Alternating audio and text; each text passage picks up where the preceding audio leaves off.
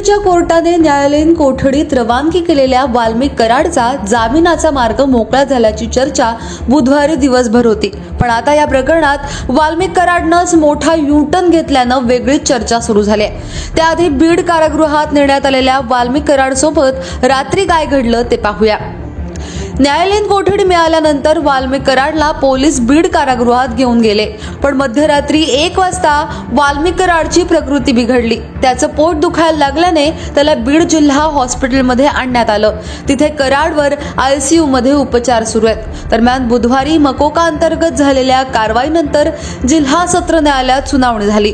या सुनावणी दरम्यान सरकारी वकील बाळासाहेब कोल्हे आणि आरोपीचे वकील अशोक कवडे यांच्यात युक्तिवाद झाला आणि वाल्मिक कराडला 14 दिवसांची न्यायालयीन कोठडी मिळाली। त्यानंतर वाल्मिक कराड जामिनासाठी अर्ज करणार अशी चर्चा सुरू झाली।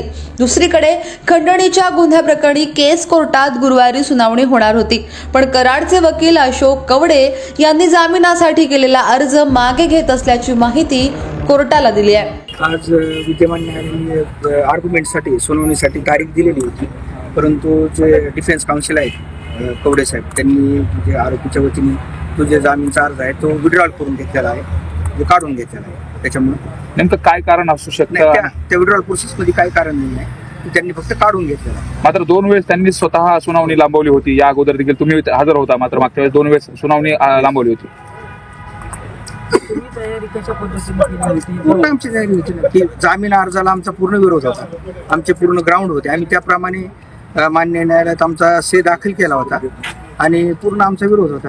कुठले मुद्दे होते की ज्यामुळे आता ते काय विड्रॉलच झाले ना, त्याच्यामुळे तो विषय राहिला। जामीन मिळणार नाही असं म्हणल्यामुळेच त्यांनी विड्रॉल करून घेतला, असं काय? विड्रॉल प्रोसेस दाखल केली त्यांनी आणि ते विड्रॉल करून घेतलेला आहे। वाल्मिक कराडनं जामीन अर्ज अचानक मागे का घेतला अशी चर्चा आता सुरू झाली आहे। यावर केस कोर्टानं जर हा अर्ज फेटाळला असता तर कराडला जामिनासाठी वरच्या कोर्टात धाव घ्यावी लागली असती। ते टाळण्यासाठी अर्ज मागे घेतला का अशी चर्चा आता सुरू झाली आहे। या साऱ्यावरती